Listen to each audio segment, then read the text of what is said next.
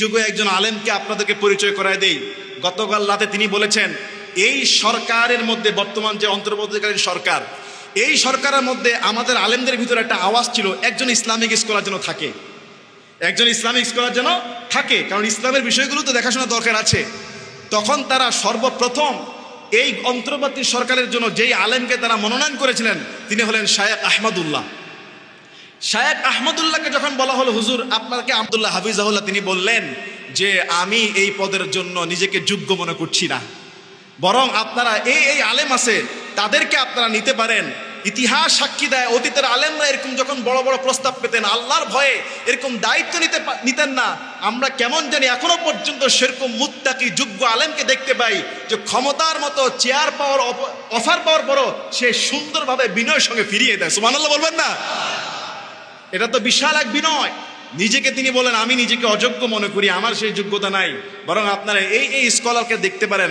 এবং তার রেকমেন্ডেশন এক নম্বরে যিনি ছিল, ছাত্ররা তাকেই নিয়েছে, ডক্টর আফম খালিদ হোসাইন স্যার।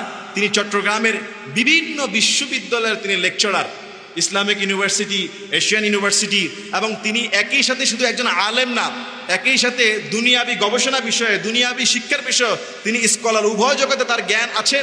এবং তিনি একই সাথে লেখক, অনুবাদক ইসলামিক ফাউন্ডেশনের। যাই হোক, ইসলামের পক্ষ থেকে, ইসলামিক দল থেকে, ইসলামিক মনোমানসিকতার একজন স্কলার জায়গা পেয়েছে রাষ্ট্রীয় সরকার। আলহামদুলিল্লাহ বলবেন না? আশা করি মুসলমানদের পক্ষে কিছুটা হলেও তো কাজ হবে, নাকি বলেন? ইনশাল্লাহ।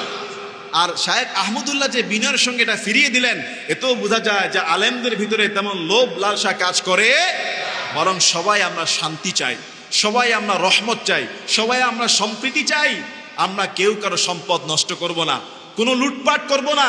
প্রিয় ভাইয়েরা, ওয়ালা তাকুলু আমওয়ালাকুম বাইনাকুম বিল বাতিল, কোরআন বলছে তোমরা অন্যায়ভাবে কারো সম্পদ গ্রাস করো না, অন্যায়ভাবে কারো সম্পদ গ্রাস করো না। এই যে দেখেন রাতের বেলা খালি ডাকাতের মিছিল শোনা যাচ্ছে। টোলারবাগে আসছে? টোলারবাগে আসে নাই, মাশাআল্লাহ, টোলারবাগ তো ভালো। খালি দেখি রাতের বেলা ডাকাত ঢুকতেছে, এতে সুযোগ পেয়েছে অন্যায়ভাবে মানুষের সম্পদকে লুণ্ঠন করতে।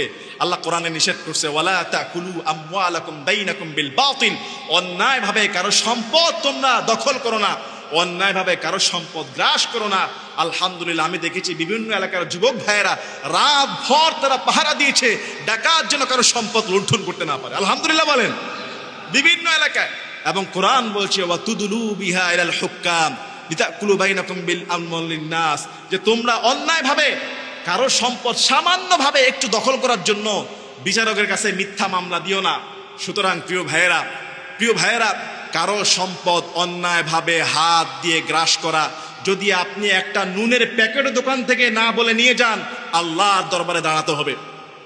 যদি কারো কাছ থেকে একটা পয়সা আপনি নিয়ে যান, একটা সুই যদি আপনি অন্যায়ভাবে দখল করেন, আল্লাহর কাছে জবাবদিহি করতে হবে। এজন্য কখনই কোনো অবস্থায় কারো সম্পদ লুণ্ঠন করা, ভাঙচুর করা, কাউকে কষ্ট দেওয়া যাবে